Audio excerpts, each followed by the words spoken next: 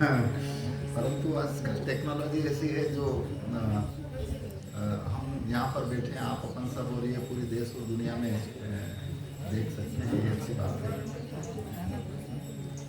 हमारे लिए। और भी सबसे अच्छी बात है कि ये मेरी खुशकिस्मती है कि गुरु जी के चरणों में हम हैं।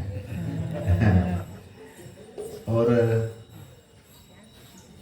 जो जो हमारे जीवन में है वो सब इन्हीं के चरणों का प्रतिफल है, क्योंकि संतों का जो आशीष और संतों का जो अंतर का प्रवाह है, उसी का प्रतिफल है कि आप और हम सब अपनी दिशा दशा और अपनी दृष्टि को एक पॉजिटिव वे में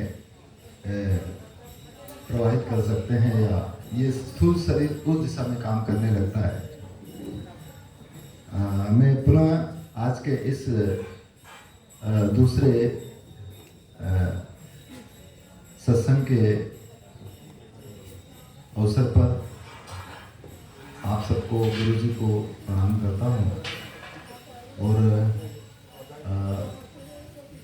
फिर से आप और हम सब इन महापुरुषों के द्वारा जो दिया गया प्रसाद है, भजनों के रूप में, शब्दों के रूप में, उनके इशारों के रूप में, उसके ऊपर आप और हम सब थोड़ा सुनेंगे, चिंतन करेंगे।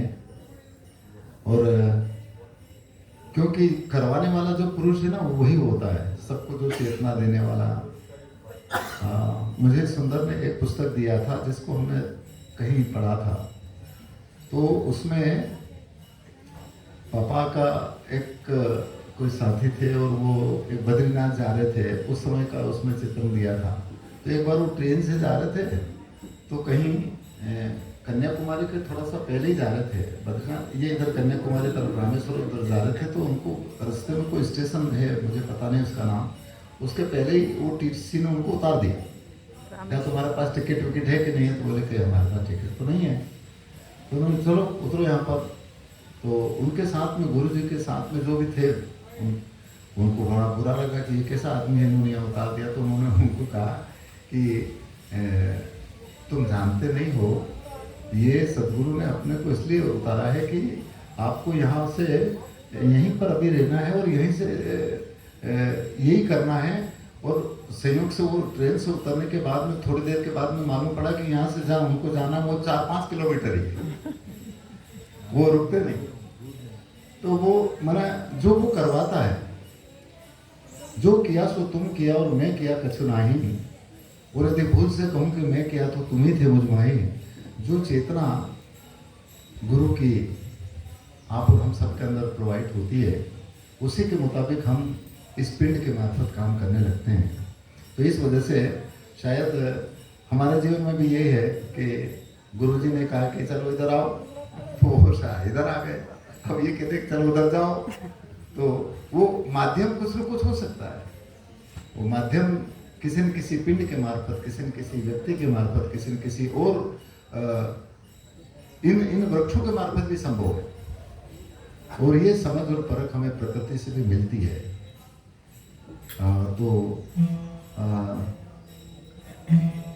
जैसे सरवर तरवर संत जना, और चौथा बरसे में है, और परमारथ के कारण है ये चारों धारी दे। हम तो स्वार्थी हैं, परंतु ये तो सब केवल आप और हम और पूरी कायनात के लिए ही काम करते हैं। तो इसलिए सुबह के सेशन में आप और हम सब ने कुछ गुरु के बारे में और उन महापुरुषों ने जो एहसास किया उसके बारे में कुछ चर्चा हुई। आज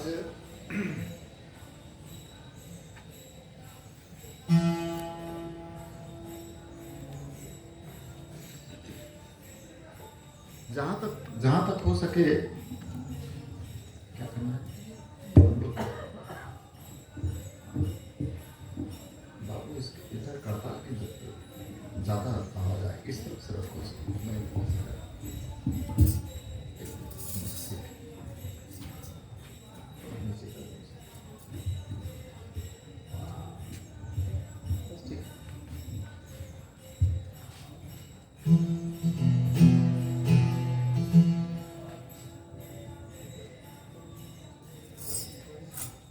एक जगह पर कहा कि अनेक बंधन से बांधिया रे एक बेचारा जीव। हम तो बहुत सारे बंधनों से बंधे हुए हैं, निर्बंधों से संत महापुरुष होते हैं, फिर भी जब इनकी दया हो जाती है तो वो बंधन से आप और हम सब मुक्त हो सकते हैं। अब मैं आपके सामने एक पद कि आप और हम सब जब गुरु के चरणों और शरणों में रहते हैं तो हर बार उसे एक नया अनुभव होता है, हर बार एक नई नई समझ पैदा होती है। एक ही बात के जरिए से एक शब्द के कहने से हर बार उस शब्द से नई नई एक एक्सपीरियंस इनर एंड आउटर। तो एक पद है कि गुरु जी के चरणों में भूल जा रहे बंदे, भूल जाने न मिल जाना, हम कहना नहीं, मिल जाना, डिजॉल्व हो जाना उसमें। तो हर बार एक नया अनुभव आप और हम सबके जीवन में संभव है। तो कबीर साहब का एक पद है कि गुरु जी के चरणों में रहना रे बंदे थारे नित नई खबर पढ़े। और वो नित नई खबर कैसे पड़ेगी, तो इसके लिए हम क्या करें, उसमें इस तरह के स्टेंजा अंतरे हैं, वो मैं आपके सामने रखूँगा। तो इसके पहले हाँ, अंग्रेजी में ये थोड़ा बता दें पहले, ताकि क्योंकि हमको ये अंग्रेजी आती नहीं है। Namaskar to everyone. I will try my best to translate. Please forgive if there are deficiencies. Hello? Am I audible?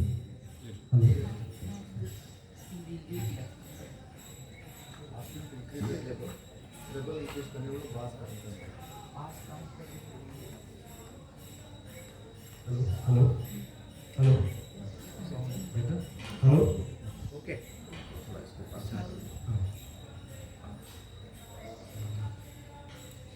So, Jilaji began by saying that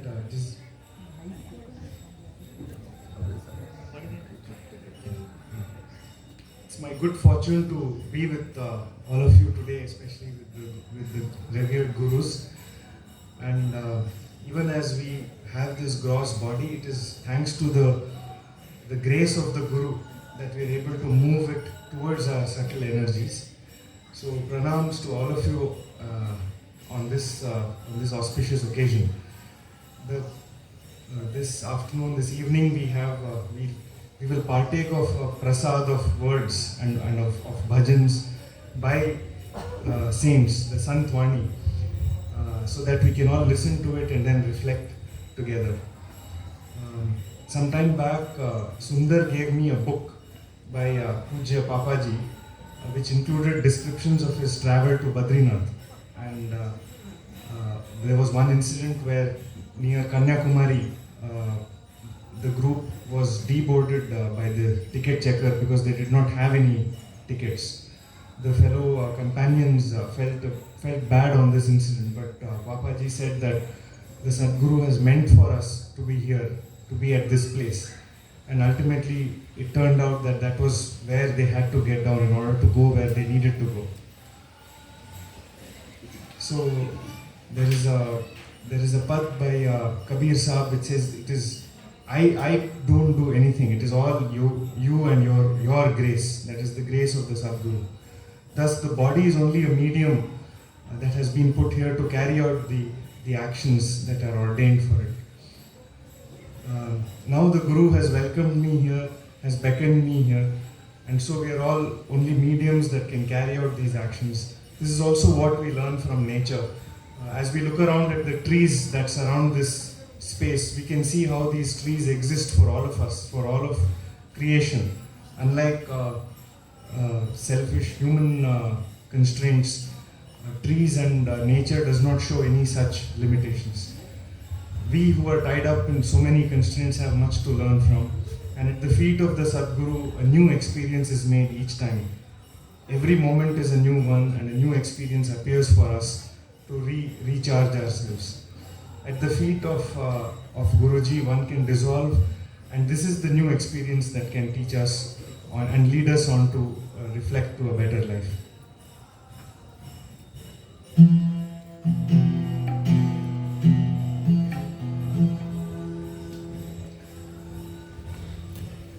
तो ये समझते हैं कि आप और हम सबको एक इतना बड़ा धन जो गुरु जी के द्वारा दिया गया है, और वो धन है राम के नाम का। और जिसके पास में ये धन है वही सबसे बड़ा अमीर आदमी होता है, क्योंकि वो ऐसी पूंजी है जो कभी खत्म नहीं होती, वो दिन पे दिन बढ़ती है। बाकी की दूसरी जितनी भी पूंजी और जितनी भी शोहरत, जितनी भी ऐश्वर्यता है, वो सब खत्म हो जाएगी, फना हो जाएगी, सब जानते हैं। तो इसलिए कबीर साहब की साखी याद आती है। वो कहते हैं,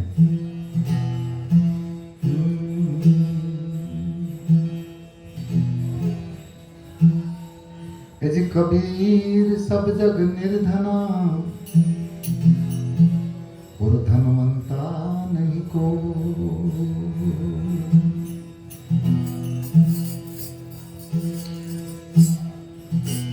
कबीर सोई निर्धना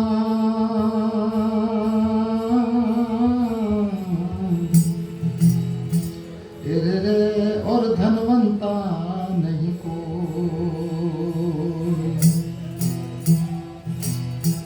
धनवंता सोई जान जे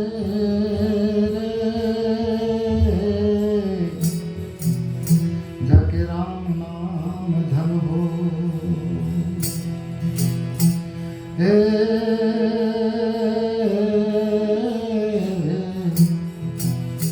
जाके गुरु नाम धन हो। जिसके जीवन में राम के नाम का धन, गुरु के नाम का धन होता है, वो सबसे अमीर व्यक्ति है। इसलिए गुरु बसे बनारसी रे, गुरु बसे बनारसी ने शीस समंदर तीर। जो जो गुरु गुण उपजे तो निर्मल होत शरीर। जब तक इंसान के गुरु के गुण अपने जीवन में आत्मसात हम नहीं करें, तब तक हमारे अंतर में निर्मलता, सरलता, कोमलता, सहजता आना कठिन बात है, मुश्किल है। और इसीलिए ऐसे महापुरुषों का, इन गुरुओं का स्थान सर्वोच्च है। दुनिया में और कोई इससे ऊंची दौलत नहीं है, इससे ऊंचा कुछ है ही नहीं। क्योंकि यदि गुरु नहीं हो तो गोविंद का एहसास कैसे हो सकता है, आप सब जानते हैं। परंतु गुरु की महत्ता इतनी ऊंची होती है कि गुरु गोविंद दोनों खड़े निकट के लागो पाए। बलिहारी गुरु आपकी जिन गोविंद दियो बताए। बिना गुरु के गोविंद का साक्षात्कार नहीं हो सकता है। और गोविंद का साक्षात्कार हमारी इंद्रियों से ऊपर उठने का जो जरिया है, तरीका है, जो इशारा है, वो ऐसे मन में ऐसे बोधि गुरु के द्वारा ही संभव है। तो इसलिए ऐज सात दीप नौ खंड में न गुरु से बड़ा नहीं कोई। अरे करता तो कछु कर न सके, पर गुरु करे सो हो। वो क्या? गुरु नाम है गम्य का, पहुंच का। गुरु नाम है गम्य का, और शिष्य सीख ले सो। अरे बिन पद बिन मर्याद नर, और गुरु शिष्य नहीं को। उन मर्यादाओं को, उन अंतर की आत्मीयता और प्रेम को जब तक हम अंतर से पूरी तरह से आत्मसात नहीं कर लें, तब तक गुरु और शिष्य का मिलना कठिन है। और गुरु का मतलब ही होता है कि पहुंच, बस हम पहुंच गए या ना हो गए, गुरु से मिलन हो गया। तो इस वजह से यहाँ पर कहा है कि गुरु जी के चरणों में गुलजारे बंदे, थारी दुनी दुनी खबर पड़े। हर बात तुझे एक नया अनुभव होगा। कबीर साहब का पद है, मैं आपको सुना देता हूँ।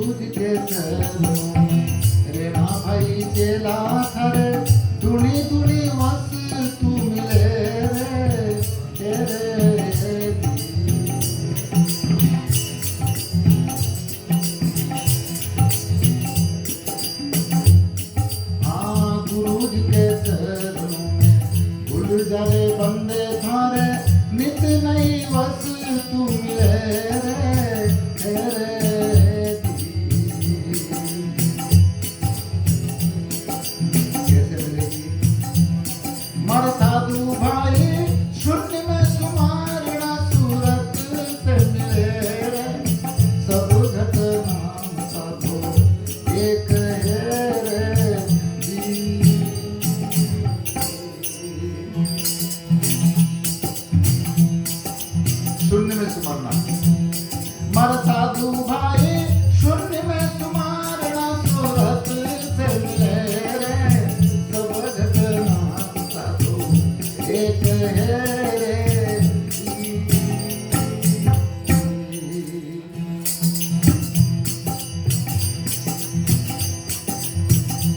सब घट में एक है। वो उस एहसास के मार्फत हमें कैसे उसका अनुभव होगा, इसके लिए कहा है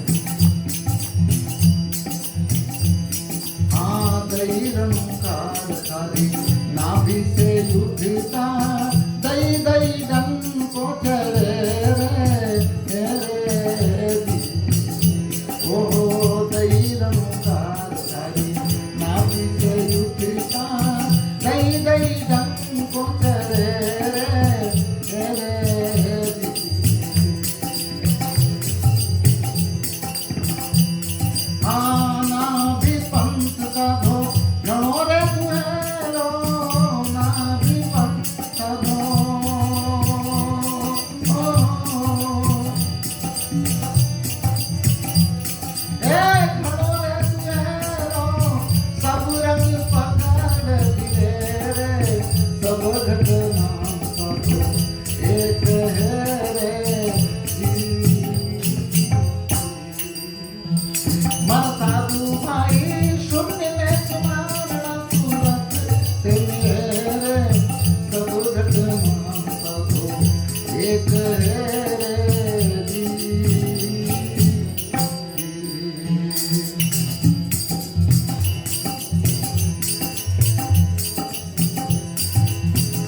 क्या करें आना भी पंथ साधो उल्टा घुमाल तो मेरू दंड खुले रे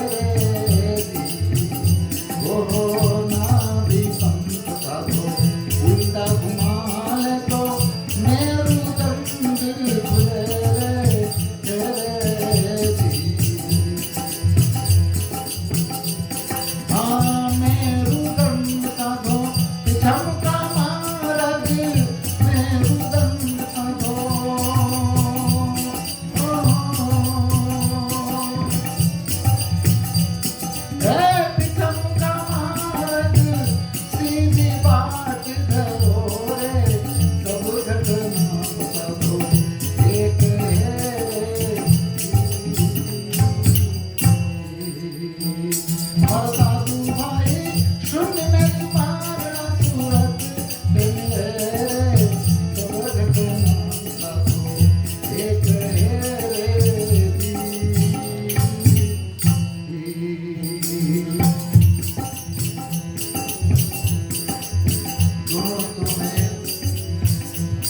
से जो श्वास गति में आती है उसके बारे में कहते हैं, परंतु हम वो चतुराय परंतु अनेक तरह के रंगों में अनेक तरह के विषयों में कैसे फंसे हैं सबको अपना अपना पता है।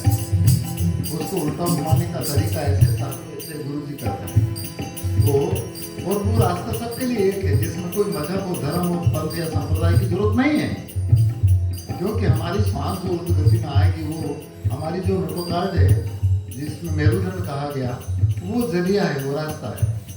और उस श्वास को उर्द गति में कैसे लाएं ये गुरु जी लाएं।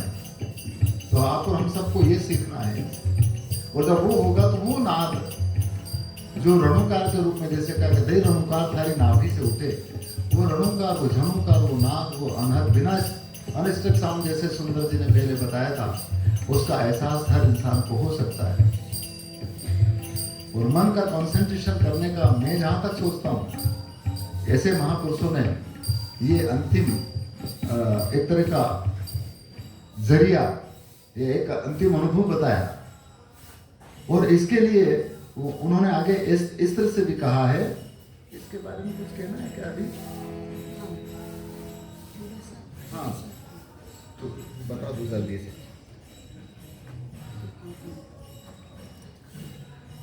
तो ये सब मैं जो गा रहा हूँ ना, गाने की जरूरत नहीं है, ये तो इनसे ने वो गुरुजी बैठे, इनसे अपने को अपने आप मिल जाएगा। हाँ ठीक है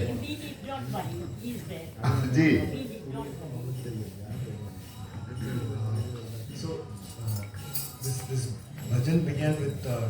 Sakhis, which speak of the inner wealth. And it says, in Kabir's world, everyone is poor. There is no one who is wealthy. Consider that person as being wealthy, only that one who has the Ram Nam as his wealth. That alone is the only true capital that anyone can possess. The second Sakhi was about the Guru resides at Varanasi, at Banaras. Guru in the form of awareness, and the disciple on the shores of an ocean. As the qualities of the Guru, as awareness arises, the body becomes purer. Amidst 7 islands and 9 sections, that is the 7 chakras and the 9 doors of the body, there is none greater than the Guru, that is the Guru of awareness. The doer thus cannot achieve anything, only awareness can make it happen. So the bhajan itself is about staying at the feet of the Guru, of the One. And as Vlaji said, every moment that you stay at the feet of the Guru, you find something anew. Only in this emptiness will awareness meet wisdom. There is this one consciousness in all beings, and that is what one finds at the feet of the Guru.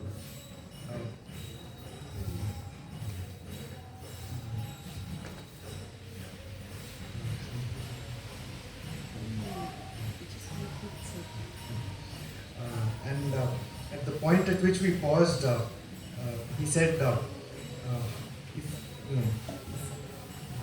to go beyond these boundaries of the disciple and the Guru, how can the Guru and the Shishya meet? And in this particular bhajan, Kabir Sahib lays out a method. It begins with concentrating on the navel, and from the navel to the breath. When one moves consciousness in the opposite direction, that is the path to this kind of awareness. And the same path exists for everyone, for each of us, regardless of our religion or sect and so on. Because this is the road to the universal. The question is, how do we make this happen? How does this process begin? And it is only when one begins this process that the unstruck sound, the unheard naad that he spoke about in the morning can also be heard, and thus the concentration of the mind can be brought to bear to this true awareness. इसलिए आगे के अंतर में कहा है,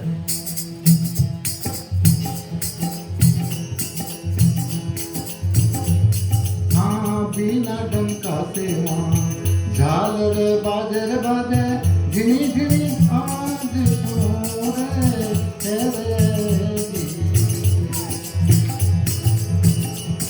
हाँ बिना डंका से झालर बाजर बाजे झिना झिना आवाज सोरे तेरे कैसी आवाज, हाँ घड़ियाल शंख बांसुरी बीना घड़ियाल शंख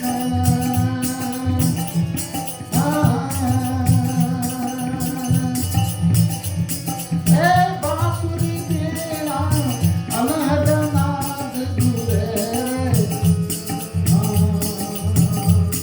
अनहद नाद गुरे सब घटना सबो एक है रे मार साधु भाई सुन में तुम्हारा सूरत से मिले रे सब घटना सबो एक है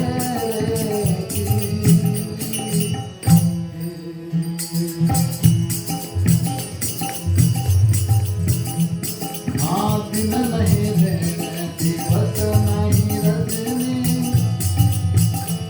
हाँ नहीं वहाँ सूरज सवेरे तेरे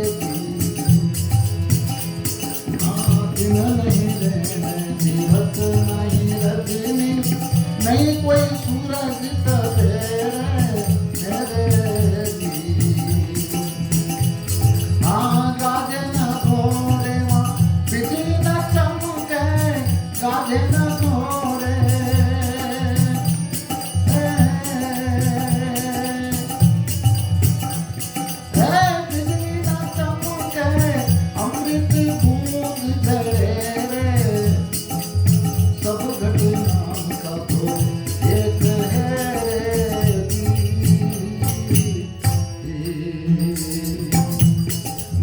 साधु भाई शून्य में तुम्हारा सूरत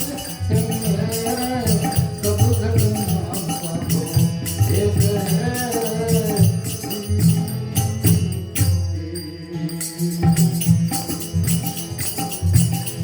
अंतिम में कवि कहते हैं कि आप हम सब बस्ती के हैं जहाँ पर कोई बाउंड्रियाँ नहीं है। सबको चलाने वाले को हम बाउंड्री में नहीं बांध सकते, इसलिए कहा है हाँ बिन बस्ती का दे दिया जब है नहीं वहाँ काल करे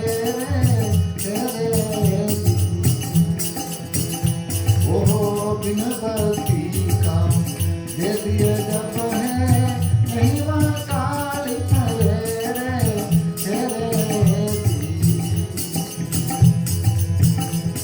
हाँ कहे कबीर सुनो रे भाई साधो कहे कबीर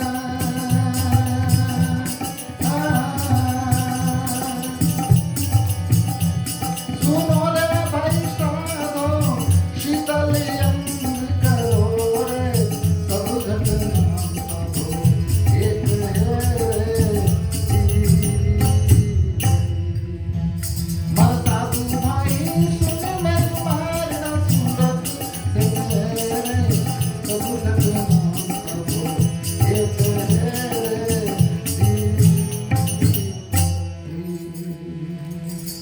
गुरु महाराज की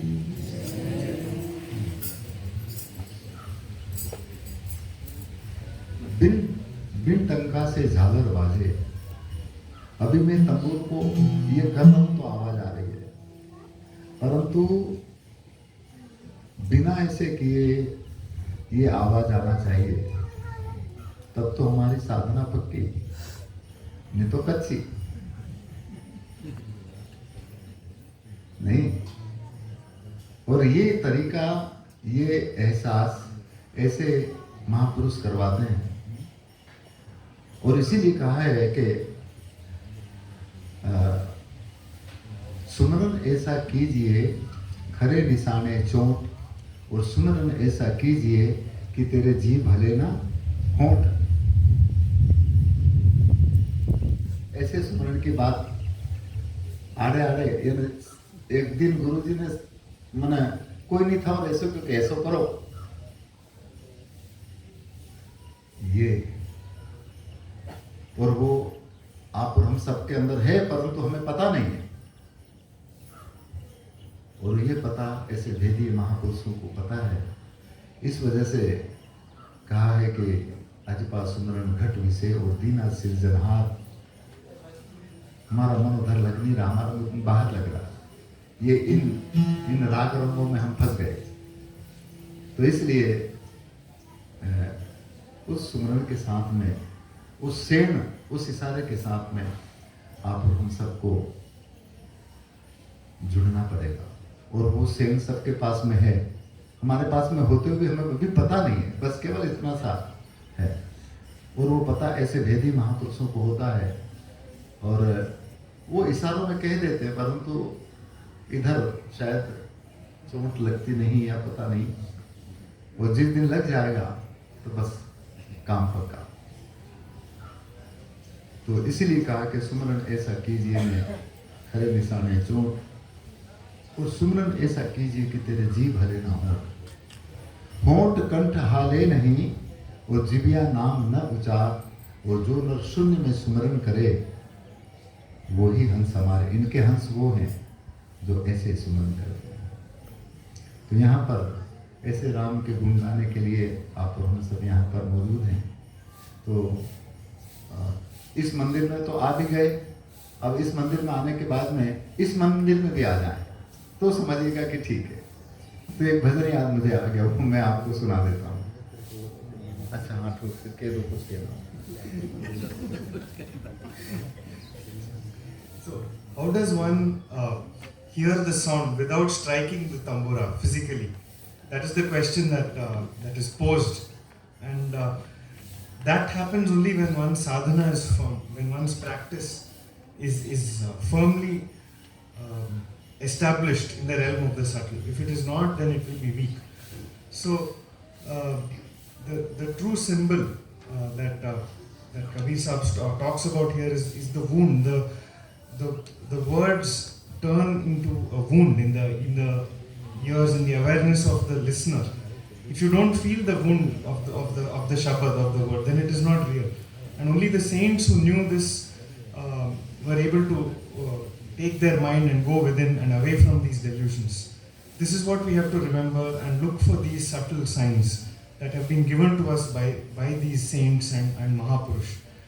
The day you feel that wound, you know that you have found the true path. And it is only there that the Hans, the swan, resides. So this is the task in front of us, and for this, the next bhajan will clarify. इस भजन के बारे में पहले ही बता दो तो ठीक है। ये भजन रामदास जी साहब का है। तो मेरे दृष्टिकोण में तो सब दो रामदास जी हैं। अब मैंने जिनसे सुना है ये भजन, ये पता नहीं, हमारे उधर ही गांव में गाते हैं। इसकी एक छोटी सी मैं कहानी बता दूं, आप जब तक बता दो। ये सन शायद 81 की बात होगी, 81 की। उसके बाद में मैं एक बार घर से चला गया। ये मेरे साथ जो घटना घटी वो मैं बताता हूँ, और जिनसे बाद में उन्होंने आकर के ये भजन मुझे सुनाया था। तो मैं एक बार कोरबा चला गया, और कोरबा जाने के बाद वहाँ कबीर साहब के एक संत थे ज्योतिदास जी शास्त्री, और वहाँ जाने के बाद में हमें पता नहीं था, हम पहली बार गए थे। और वहाँ एक दिन हम भजन गा रहे थे। वहाँ ऐसा छोटा मंदिर है, मंदिर अंदर में कुछ था ही नहीं, एक छोटा सा घर था, और उसमें जगह थी, वहाँ फोटो तो थे, हम भजन गाए। वहाँ मेरे जीवन में पहली बार मुझे ऐसा पता नहीं क्या हो गया, रोना आया। और उसके बाद में जब हम वहाँ से आने लगे तो हमने कहा कि अब हम घर नहीं जाएंगे। उस समय मैं शिक्षक बन चुका था, ये कैसी बहसी की बात हो, और मैं 75 में शिक्षा विभाग में चला गया था। तो जब मैं जिनको मुझे जो लेकर के गए थे, वो आजकल एक भी आदमी नहीं है, वो सब चले गए। उसमें पर्वतदास जी त्यागी करके थे गुरुजी, जो हमको ले गए थे वहाँ पर, और भी जो साथी थे वो भी सब, उनका शरीर छूट गया। तो जब आने लगे तो हमने कहा कि अब हम तो यहाँ हम यहीं रहे। तो उन्होंने वो घबरा गए कि यार माँ साहब को यहाँ छोड़ दो तो इनके माँ बाप कहेंगे कि हमारे छोरे को पता नहीं कहाँ छोड़ करके आ गया। तो वो ज़बरदस्ती मुझे लाए। हम कम से कम कितने 12 किलोमीटर कोरबा से जो रेलवे स्टेशन था पैदल गए। तो हम लाए, और घर आने के बाद में हमारे पापा मम्मी से हमारे पिताजी को कह दिया कि माँ साहब तो वहीं रह रहे थे, ये आ ही नहीं रहे थे। तो उसके बाद में वो घबरा गए कि शायद ये छोरा छोड़ छाड़ करके घर चला जाएगा तो इनके पत्नी और बच्चों का क्या होगा। उस समय पर सोना और ये छोटे छोटे थे, सोना बिल्कुल छोटी थी, 2 बालक और 1 बालिका थी। तो उन्होंने कहा कि क्या होगा। तो फिर मैं जब काठगोदाम था तो एक देवास से 2 आदमी मेरे पास आए, इकतारा बजाने वाले, और उन्होंने वो 8 दिन तक रहे। और उसके बाद में उन्होंने ये भजन मुझे सुनाया था कि घर छोड़ने से कुछ होना नहीं है, तुम भजन राम के भजन यहीं पर गाओ और इधर आओ। तब मैंने उनसे ये भजन लिखा था। तो इसमें छाप है रामदास जी की। अब वो उन्होंने पता नहीं कहाँ से किन से सीखा था, ये मुझे नहीं मालूम। तो वो भजन मैं आपके सामने रखूँ। रामदास जी साहब का पद है, वो कहते हैं कि इना मंदिर में आओ, इना मंदिर में आओ, राम गुण गाओ, राम गुण गाओ, अमृत का प्याला पियो, जेर क्यों खाओ। ऐसा है इसमें। तो बोले कि वो अमृत का प्याला तो यहीं आए हैं, इधर उधर छोड़ छाड़ करके क्यों जा रहे थे। तो 8 दिन तक वो भजन गाते रहे और हमें कहते रहे, और फिर उसके बाद में हमारी यात्रा इधर भी शुरू हुई। तो ये है। In brief, just say this bhajan is about coming into the temple within, and the bhajan speaks about how the real temple that lies within us is the one that we have to enter. And this was sung to Pilaji many years ago by 2 singers from Devas, who came to him and said that the true renunciation happens not when you run away from the world, but when you actually manage to find within yourself the temple that you need to enter. This is a bhajan by Ramdas ji, and the words go like this: that the body is Ram's temple, O Sadhu Bhai. This temple's luster is beautiful, gloriously wonderful. The temple made of 5 elements and 3 gunas, and formed by the artisan, by the karigar who lives within, with 9 open doors and the 10th one closed. This is the natural art formed by God. In this temple is a well looking upwards, and it has 7 seas. The saint who drinks the nectar from this well thus becomes fearless. A boundless bell rings in this temple. Climb up to see the null of the sky. An inextinguishable light is present day and night, like the light of the moon. Finally, a Lord is seated in the temple and meditating inwards. Says Kabir, only through disciplined prayer can one feel the presence or expressions of this awareness inside the body. इस भजन के बारे में अपन बाद में बात करेंगे। इसमें जिस रामदास जी साहब ने जिस भजन के बारे में कहा है वो ये है कि तुम इस मंदिर में आओ, उस राम के गुण गाओ, और जो अमृत का प्याला है ना, शील का, संतोष का, प्रेम का जो प्याला बह रहा है उसे तुम पियो। और जिसके बारे में विवेक जी कह रहे हैं वो इस राम के मंदिर सच्चा कबीर ने इस शरीर को कहा है, शायद उसके बारे में वो कह रहे थे। तो भजन ये माफी है, इना मंदिर में please excuse us, there are 2 bhajans which are very similar on the temple theme.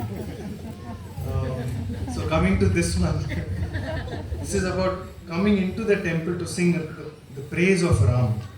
Drink the cup of nectar instead of trying to eat poison. Fill water from many river banks, but don't bathe without love. If the heart is not purified, the house or the mind remains entangled. When light awakens in the whirlpool of the cave, follow the straight path. If the inner veil of ignorance is not removed, then how will you witness this Ram? Meditate upon this master with real faith and devotion. Says Ramdas ji truthfully, thus death attains salvation.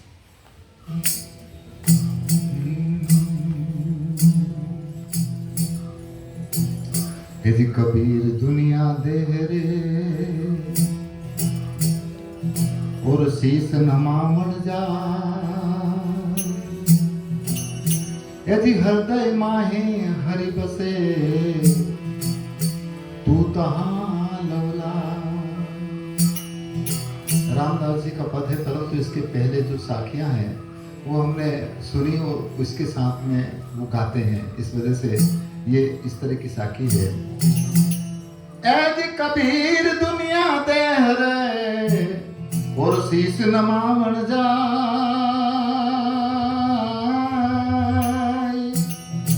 तेरे हृदय माहे हरि बसे तू तहाँ लौलाय। यह मन था का थिर भया और पग बिन चले न पंथ, एक अक्षर अलख का था के कोटि ग्रंथ। जिस दिन उस एक अक्षर को लख लिया तो जितने भी हजारों ग्रंथ है ना, सब फीके पड़ जाएंगे। क्योंकि अनुभव जो है ना वो लिखा लिखी की बात नहीं है, वो देखा देखी बात है। और आप सब जानते हैं, देखो पर कहा है कि लिखा लिखी की है नहीं और देखा देखी बात, और दूल्हा दुल्हन मिल गए तो फीकी पड़ी बारात नहीं।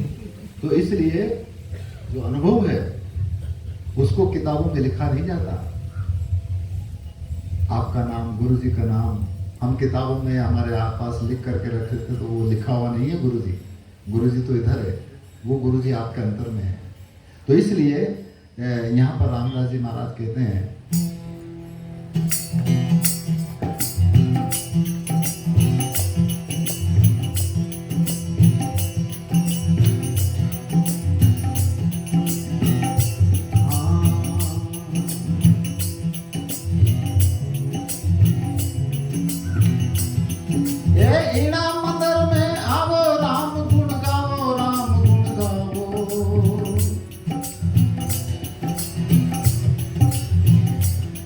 हाँ इना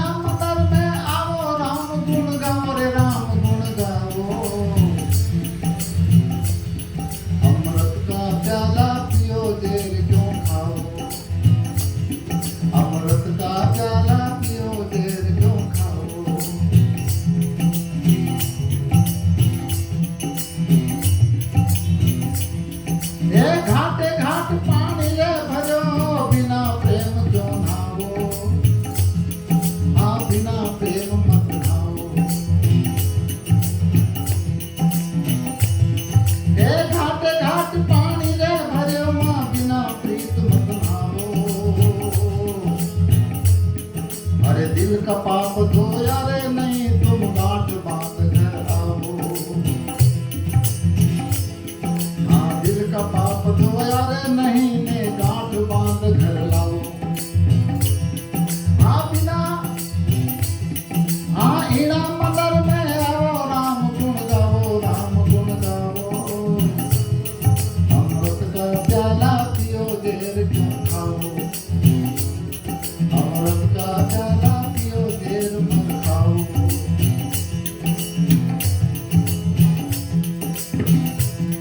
ए भंवर गुफा में जोत जगी जग सीधा मार्ग पाओ। ओ सीधा मार्ग पाओ। हाँ भंवर गुफा में जोत जगी जग सीधा मार्ग पाओ। ओ सीधा मार्ग पाओ। अंतर का पर्दा खुला नहीं तो दर्शन कैसे पाओ। अंतर का पर्दा खुला नहीं तो दर्शन कैसे पाओ। हाँ इनाम करने आओ राम गुण गाओ रे राम गुण गाओ। अमृत का प्याला पियो देर मत खाओ। अमृत का प्याला पियो देर क्यों खाओ।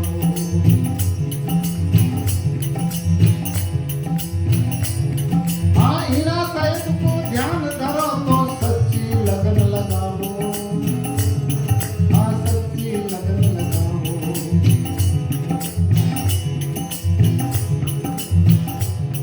हाँ उना साहिब को ध्यान धरो तो सच्ची लगन लगाओ।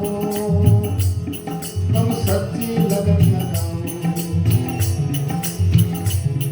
अरे रामदास जी साची कह क्या मरो तो मुक्ति पाओ। हाँ रामदास जी साची कह क्या मरो तो मुक्ति पाओ। हाँ इनाम मंदिर में आओ राम गुण गाओ रे राम गुण गाओ। अमृत का प्याला पियो देर क्यों खाओ। अमृत का प्याला पियो देर मत खाओ। अमृत का प्याला पियो देर मत खाओ।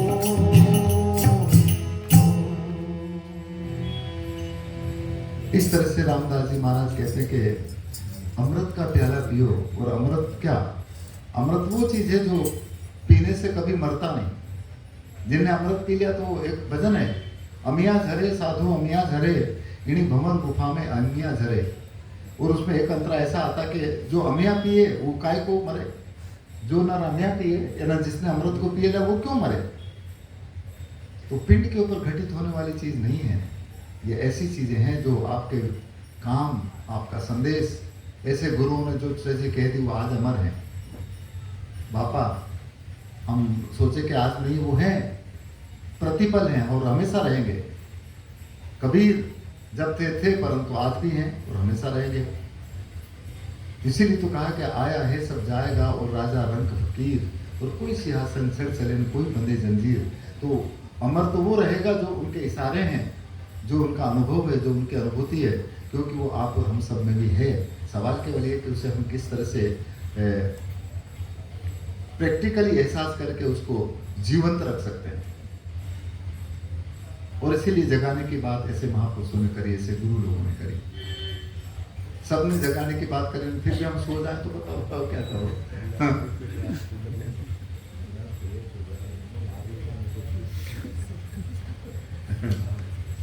So the bhajan reiterates about Amrit, about drinking the nectar of immortal experience, and this is about feeling and not merely about reading and writing, but about feeling that and experiencing it within the body. What is it that is immortal in this? What is the Amrit that is referred to here? And this is the timeless experiences that people like Papa Ramdas ji and Kabir Sahab have given as signs to us. It is these experiences and these subtle signs that have come to us through these bhajans and songs And how do we practice that is the question. तो इस तरह से मैं आपसे निवेदन करूं कि जैसे सच्चा मंदिर उस परमात्मा का, उस ईश्वर का, उस अल्लाह की इबादत करने का स्थान, मस्जिद या मंदिर मानव का शरीर है, ऐसा संतों ने कहा। कबीर साहब कहते हैं कि तेरा तन ही उस परमात्मा का, राम का मंदिर है, जिसमें हमेशा अखंड रूप से वो राम के नाम की धुन, या हम मंदिर में जाकर के जो बाजे, घंटी या शंख बजाते हैं, वो बज रहा है। वो साहिब, वो परमात्मा इस पंचभौतिक शरीर के अंदर है, ऐसा इसमें उन्होंने कहा। अभी आपको विवेक जी ने बता दिया, वो भजन आपके सामने मैं रखता हूँ।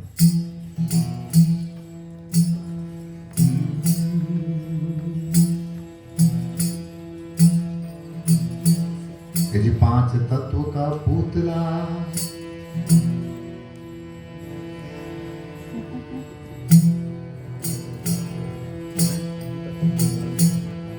ये पांच तत्व का पुतला, रज बिरज का, ये क्यों बना है सब जानते हैं। पांच तत्व का पुतला, रज बिरज की बूंद, एक घाटी निसरा, ब्राह्मण क्षत्रिय शूद्र।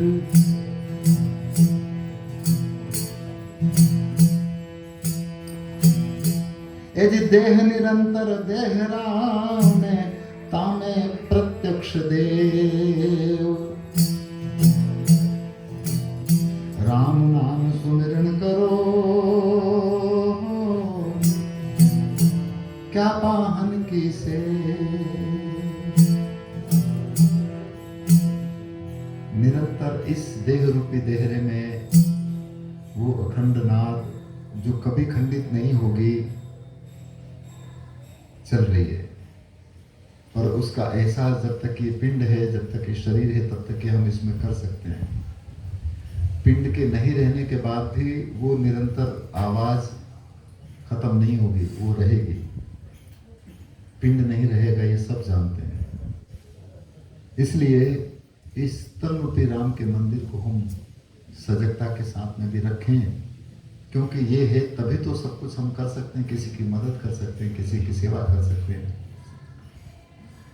और यदि ये नहीं रहेगा तो फिर कैसे करेंगे। इसलिए इसको भी संरक्षित और सुरक्षित रखने की जरूरत है। इसीलिए कबीर साहब का ये पद है,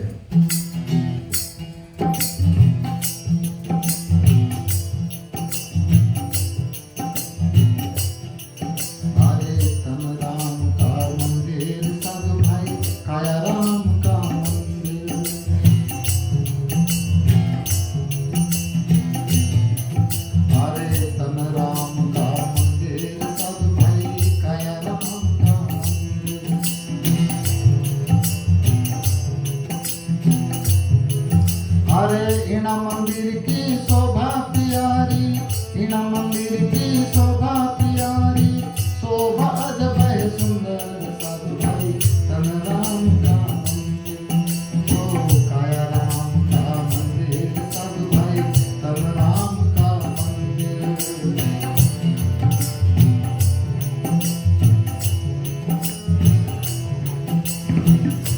कैसे बना? अरे 5 दिन में बनाए मंदिर, कारीगर जड़ा खड़ंदा,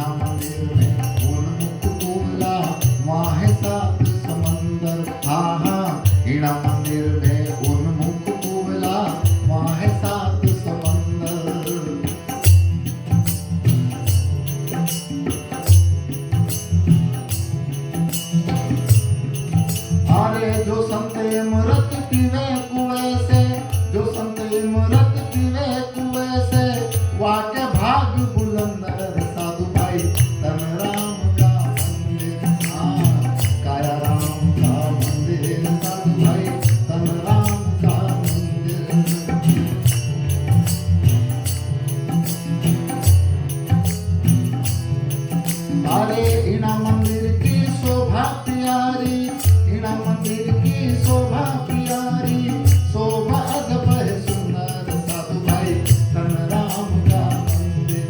ओ काया राम का मंदिर साधु भाई तन राम का मंदिर।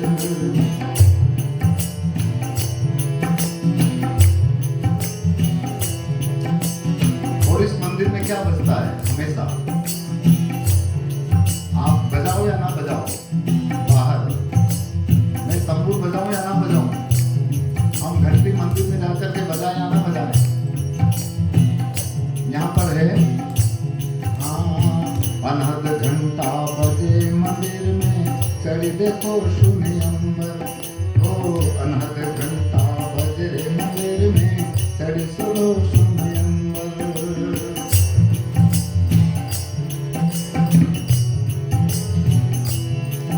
अरे अखंड रोशनी होवे दिन राती, अखंड रोशनी होवे दिन राती, जैसे रोशनी चंदर साधु भाई तन राम का मंदिर। काया राम का मंदिर साधु भाई तन राम का मंदिर। इना मंदिर की शोभा प्यारी, इना मंदिर की शोभा प्यारी, शोभा अजब है सुंदर साधु भाई तन राम का मंदिर।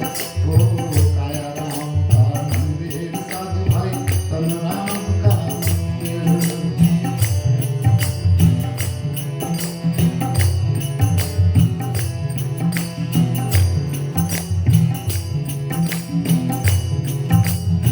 अंतिम में सदगुरु कबीर कहते हैं, अरे बैठे हैं ठाकुर मंदिर में ध्यान धरो अपने अंदर।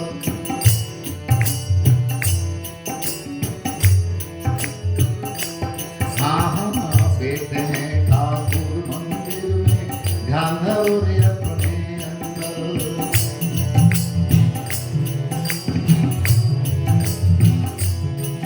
अरे कहे कबीर करो नेम से पूजा, कहे कबीर करो नेम से पूजा, तो क्या होगा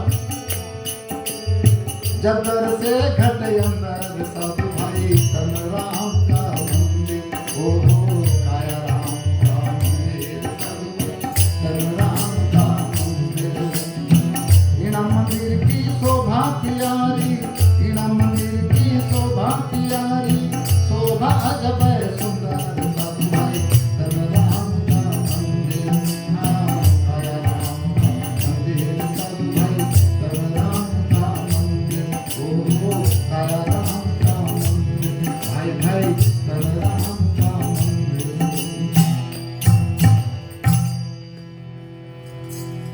सुंदर जी ने हमको निभा लिया। तो इस तरह से कबीर कहते हैं कि मानव का जो शरीर है वही सच्चा उस परमात्मा का मंदिर है। और इसीलिए कुछ बातें ऐसी है जो शायद एक और घटना बताता हूँ सही। एक जगह पर मालवा में आज से 50 साल पहले बहुत कम ऐसे लोग थे जो इस तरह के भजन गाते थे। हमने जिनसे सुना वो लोग आजकल है नहीं, गिनी चुनी कुछ मंडलियाँ थी और आज हजारों लोग गा रहे हैं। एक जगह की घटना बताऊं गुरुजी, मांडव में जब कार्यक्रम था तो वहाँ पर क्या हुआ, कुछ लोग हमारे ही इस तरह के जो साथी लोग आए और रोक रहे, वो बेचारे को उसने गुरुचरण को कहा ये बात, हे ये कबीर फिर बंद कर, राम के भजन गा, बताओ। और वो अपने आप को बहुत बड़े राम भक्त मान थे जो ये बात कह रहे थे। दुर्भाग्य कहिएगा उस ना समझी का जिसने राम को जाना ही नहीं। कबीर ने जिस मर्म के साथ में राम की बात करी, मैं जहां तक सोचता हूं, जो वो उस तरह के जो लोग वो कह रहा था कि हे राम के भजन गा, उसने क्या राम को जाना यार। जो इंसान, कबीर एक जगह पर कहते हैं कि कहें कबीर एक राम भजे बिन बांधे जमपुर जासी। तो वो तो ये कहते हैं कि यदि तू राम को भजन नहीं करेगा तो ये उसके द्वारे पुनर्वा जाएगा। तो उन्होंने जिस राम के बारे में बात किया, शायद ये वो इतने ज़्यादा जानकार आदमी या राम के प्रति इतनी गहरी श्रद्धा और निष्ठा रखने वाले आदमी यदि इस तरह की बात करते हैं तो बताओ ये समझ है कि ना समझ है। तो मैं ये कहना चाह रहा था कि इस तरह से वो कहते हैं कि वो ठाकुर तेरे अंतर में बसा हुआ है कम से, और जिसने उसको उस राम का ऐसा जिसने इधर अंदर कर लिया नहीं, तो उनको यूं नहीं दिखेगा कि ये औरत नहीं, ये आदमी, उनको ये नहीं दिखेगा कि ये हिंदू और मुसलमान, उनको ये नहीं दिखेगा कि ये गोरा या काला या देश या परदेश। और इसीलिए जब तक इंसान इन हदों में बंधा रहे तब तक क्या राम का या क्या अल्लाह की इबादत करना है, जहाँ हम बाहरी जो काम करते हैं वो कहाँ तक सार्थक है, ये एक चिंतनीय विषय है। हद में पीव न पाइया न बेहद में भरपूर, और हद बेहद की गम रखे न तासो पीव हजूर। सुंदर कल कह रहे थे कि हद तपे सो ओलिया और बेहद तपे सो पीर, और हद बेहद दोनों तपे ताको नाम फकीर। जब तक इंसान अपने अंतर में इन हदों से ऊपर ना उठे तब तक ये सब खटपट ने अटपट चलती रहेगी। इसलिए हम अपने अंतर में इन हदों से ऊपर उठने की प्रयास करें, तब कहीं सच्ची इबादत, सच्ची अरदास, सच्ची प्रार्थना, सच्ची उस सद्गुरु की विनती संभव है। और जब तक हद में बंधे रहेंगे नहीं साहब, यूं है खाली। हद में बैठा कथत है न बेहद की गम नहीं, और जब बेहद की गम होगी तब कुछ कथना नहीं। वहां पर फिर कुछ यूं नहीं कहा जाता कि ये तो अरे इनको औरत को अलग बिठाओ, उनको आदमी को अलग बिठाओ, इन्हें लाल कपड़ा क्यों पहन लिया, इन्हें हरा कपड़ा पहन के आगे आए, ये तो कोई मुसलमान होगा। ये तो हमारी धारणा बन गई। एक त्याग और तपस्या की प्रतिमूर्ति इस तरह के जो संत हैं वो खाली दिखाने के नहीं है, उनके अंतर के जीवन की रहनी गहनी भी वैसी होती है। वो जो अंतर से इस तरह के होते ना, उनको किसी तरह के भी रंग या किसी तरह के रूप या किसी तरह की हदों से मतलब नहीं रहता है। ये मतलब तो हम जैसे मतलबी लोगों का रहता है। तो इसलिए रंगों को भी मजहब में बांट दिया गया। बहन यही तो है, यही तो हमारे दृष्टि का दोष है। और ये दृष्टि का दोष ऐसे संतों के सानिध्य में जब तक नहीं आए नहीं, जब तक आंख में जाले पड़ गए, जाले दिखता नहीं है कुछ भी। और केवल वो जाले आंख के ऊपर जो जाले चढ़े हुए नहीं, वो केवल यहीं पर खत्म होंगे। ये भजन में कहा गया, वो भजन में सुना देता हूँ। ऐसे क्या है, भजन तो गाते वक्त हमने शायद कभी ऐसा तय नहीं किया कि हम क्या गाएं, पर यहाँ आने के बाद में इन्होंने अंग्रेजी वालों ने तो ये कर दिया, तो मुझे तो मालूम नहीं। अब जैसे इन्होंने कहा कि हमारी आंखों में, हमारी सबकी आंखों में जब तक जाले चढ़े रहेंगे तो हमको दिखता नहीं। जैसे मेरी आंख में जाले हो तो मेरे को क्या दिखेगा, कुछ नहीं। वो जाले जब दूर हों, जिसको मोतियाबिंद कहते हैं ना, पहले मोतियाबिंद जब होता था तो उस समय पर, आजकल तो ऑपरेशन हो जाते हैं, पर पहले तो कोई ऑपरेशन थे नहीं। तो पहले ऐसे संतों के पास में काजल रहता था, सुरमा, जिसको सुरमा कहते हैं। वो रोज सुरमा ये आंख में लगा देते थे तो उनकी आंख वापस चकाचक, यानी उनको फिर दिखना शुरू। और वो सुरमा है सत्संग का, वो सुरमा है एक सत्य दृष्टि का। जब वो होता है तो फिर उसको बहन हरा या इनका ये केसरिया या भुकमा या काला या लाल सफेद नहीं नजर आता। तो इसलिए अब मैं वही भजन सुना देता हूँ, शायद वो इनके पास लिखा हुआ नहीं है। हाँ, So, your body is the temple of Ram, is the real temple of Ram, and the dhun, the eternal sound resounds within this body.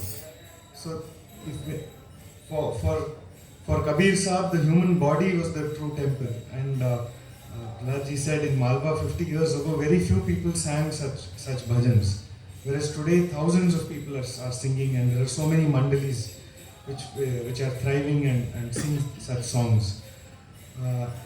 He narrated an incident in Mandav on one occasion when these bhajans were being sung. Somebody said, "Stop this and sing Ram bhajan instead." And at this point, the question arises: has that person really understood what Ram is or what Ram stands for? Because one who says this perhaps is not truly understood. Because as Kabir Sahib says, if you do not know the real Ram, you will reach straight to the doors of Yama. One who sees that Ram, the true Ram, will see no differences of gender, of man and woman, of color of skin, of white and black, of religion, of Hindu and Muslim. Such differences are not seen by the person who really resides with Ram. Until man does not rise above these differences, he would not be able to find the real Sadguru. And one who finds this, for him, there is no difference in the color, in red and green, in the separation of men and women, and so on. But because the compassion and the love of the Sadguru knows no such bounds. Those who live within such a compassionate world can never see difference. And as one sister just remarked, the colors cannot inherently be religious. These are all the narrowness of our vision, as Prahlad said. And these are like the cataracts of our vision. And in closing, he said, just as in earlier times, kajal or surma was used to clear the vision and to give that sight, so also now satsang and the company of well-meaning folks and of Sadguru is the kajal that we have now.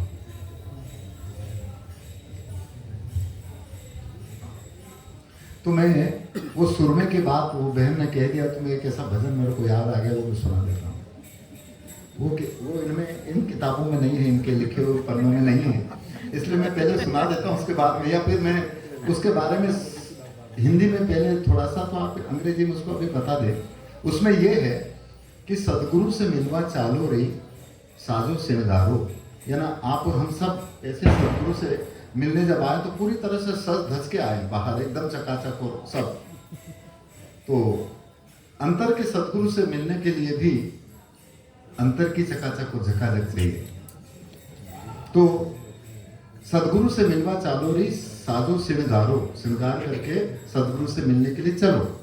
तो उसके लिए वो ये कहते हैं कि पहले गुरु के नाम का झाड़ू लेकर के अपने अंतर के कचरे को दूर कर दो, उसके बाद चलो। और फिर जब अंदर के कचरे को दूर कर दिया तो फिर हमारी लगन लगेगी। तो वो ये कहते हैं कि लगन लुगड़ी और सुहागन प्रेम की पाटली पाड़ो रे। प्रेम और सद्भाव के साथ में आप और हम सब यहाँ पर गुरु के पास में आए हैं।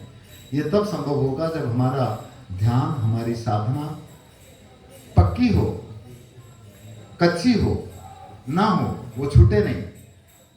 ध्यान रूपी, उसमें ये कहा कि ध्यान घाघरो पैर सुहागन नेम को नाड़ो डालो रे, और करने की गांठ जुगत से बांधो, नहीं तो लोग हंसेगा सारो रे।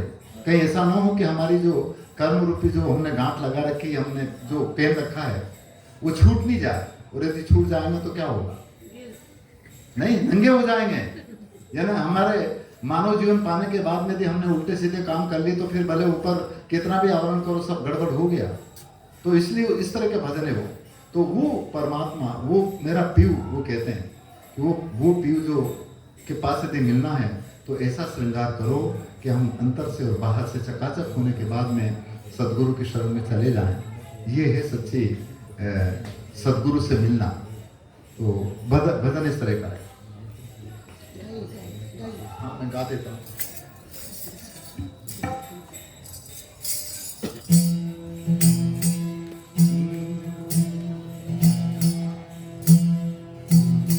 ए जी सतगुरु आंबा बिजली, सदगुरु तो जैसे बिजली की जो चमक होती ना, वो है, और वो आप और हम सब के अंदर भी है। और इसको विज्ञान के दृष्टिकोण से देखें तो जो बरसात के समय जो गर्जना होती है, थंडर, क्या अंग्रेजी में से कुछ कहते हैं, तो वो पॉजिटिव और नेगेटिव आयन जब मिलते हैं, आपस में टकराते हैं, तो टकराने के बाद में बहुत एक जोर से धमाका भी होता है और एक प्रकाश भी निकलता है। तो प्रकाश जल्दी दिखाई दे जाता है और वो आवाज़ थोड़ी सी देर में सुनाई देती है। वो दो नहीं है, वो एक ही है। परंतु प्रकाश को देखा जा सकता है, उसको सुना नहीं जा सकता। और आवाज को सुनी जा सकती है, उसको देखी नहीं जा सकती। जबकि वो है एक, और वो हमारे सबके अंदर में उसका एहसास कैसे हो सकता है, ये बात है। इसलिए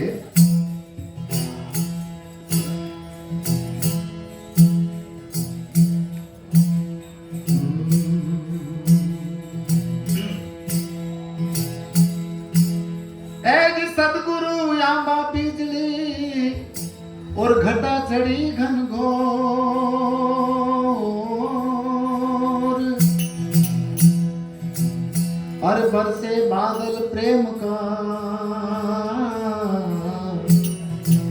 हरी भई जाऊं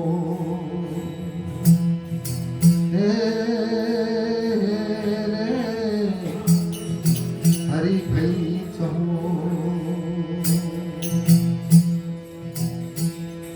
तो सतगुरु मेरा बाणिया रे, सतगुरु मेरा बाणिया ने बनज करे व्यापार,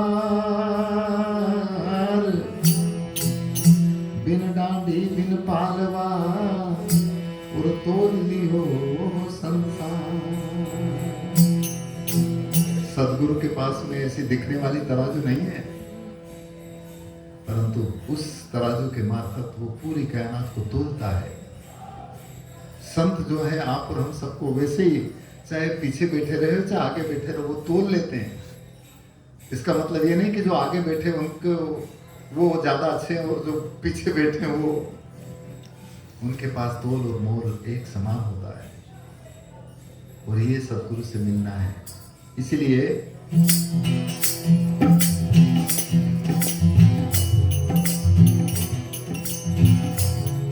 सतगुरु से मिलवा चालो रे सदो सिंह गारो, साहिब से मिलवा चालो रे सदो सिंह गारो। साधो सिंह गारो रे मारा सतगुरु लागे प्यारो रे प्यासे, साहिब से मिलवा चालो रे सदो सिंह गारो, सतगुरु मिलवा चालो रे सदो सिंह गारो।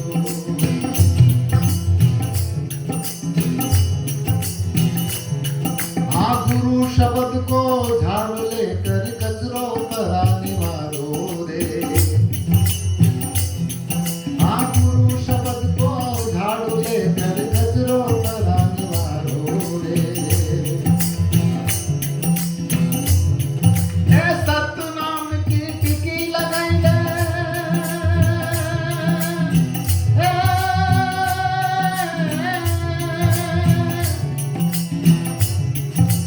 गुरु नाम की टिकी लगाई ले, और सत्संग सुरमो सारो रे प्यासे, साहिब से मिलवा चालो रे सदो सिंह गारो, सतगुरा से मिलवा चालो रे सदो सिंह गारो। ए साधो सिंह गारो रे मारे सतगुरु लागे प्यारो रे प्यासे, साहिब से मिलवा चालो रे सदो सिंह गारो, सतगुरा से मिलवा चालो रे सदो सिंह गारो। आ लगन लूगड़ी और सुहागन प्रेम की पाटली पाड़ो रे, ओ लगन लूगड़ी और सुहागन प्रेम की पाटली पाड़ो रे।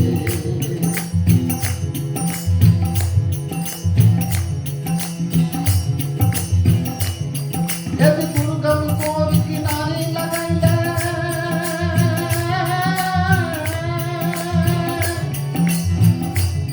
तू गुरुगम कोर किनारे लगाई ले, आ ज्ञान घूंघटो काढ़ो रे प्यासे, साहिब से मिलवा चालो रे सदो सिंह गारो, सतगुरा से मिलवा चालो रे सदो सिंह गारो।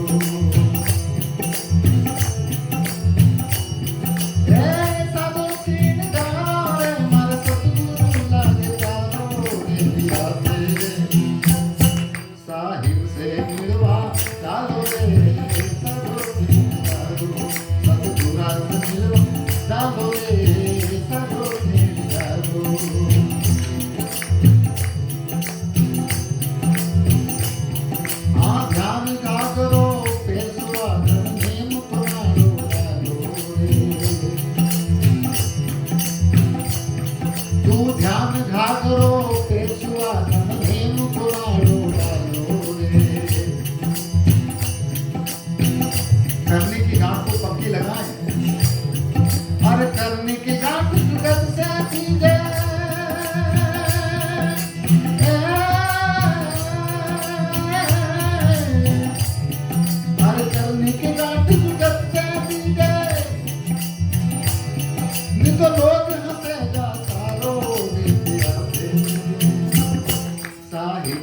मिलवा साधो रे साधो सिंगारो पूरा मिलवा साधो रे साधो सिंगारो।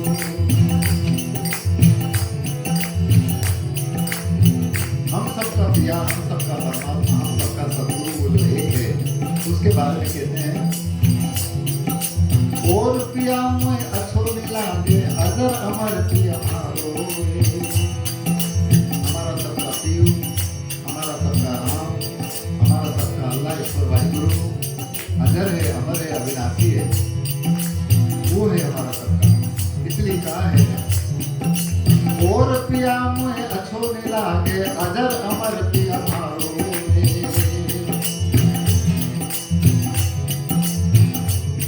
ये उना पिया से लग रही डोरी,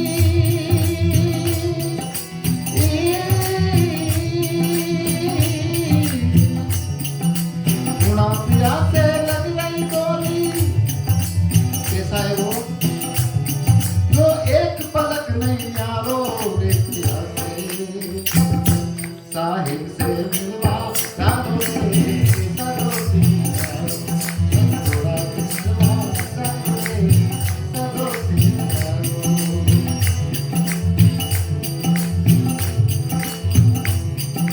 साहब कबीर वो समरथ मिल गया दियो शब्द संसारो रे। हाँ साहब कबीर वो समरथ मिल गया दियो शब्द संसारो रे।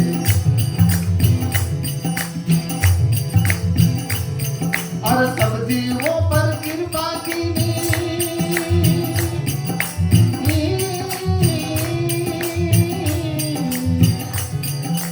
सब जीवों पर कृपा की अब से गई लगो किनारो रे पिया से साहिब से मिलवा साधो रे साधो सिंगारो पूरा मिलवा साधो रे साधो सिंगारो। ये साधो सिंगारो रे सतगुरु लागे साधो रे पिया से साहिब से मिलवा साधो रे साधो सिंगारो पूरा मिलवा साधो रे साधो सिंगारो। भाई भाई साधो सिंगारो ओ साधो सिंगारो।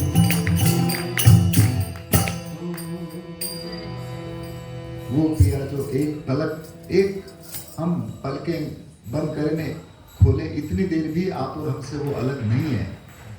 उस पिया से हमारी डोरी लगना चाहिए और उसकी डोरी लगने का तरीका वो एहसास वो प्रत्यानुभूति ऐसे गुरु ऐसे संतों ऐसे महापुरुषों को है। इस वजह से वो तरकीब आप और हम सबको भी कभी इनके आशीर्वाद से मिल जाए ताकि हम भी उस पिया से एक पल भी के लिए अलग नहीं होंगे। तो मैं चाहता हूँ कि गुरु महाराज बैठे हैं, यदि उनके अंतर का वो अमृत रूपी आशीष और अमृत यदि हमें मिल जाए ताकि ये शरीर तो अमर नहीं रहेगा परंतु हमारे अंतर का जो है वो पीव को एहसास करने का वो अनुभव हमारे लिए अमर बन जाए, ऐसी मैं गुजारिश करूँ। क्योंकि गाना बजाना तो ठीक है परंतु हमें ऐसे महापुरुषों के आशीर्वचन का लाभ मिले, तो इसलिए हम गुरु जी से निवेदन करें कि वो अपने अमृत में धारा का प्रवाह कर आप और हम सभी जो अपात्र हैं एक तरह से हमारी क्षुधा को शांत करें और आपका प्रेम और आशीष हम सबके ऊपर बरसाएं ताकि हमारी क्षुधा मिट जाए। परम पूज्य गुरुदेव। ये तो अच्छा है।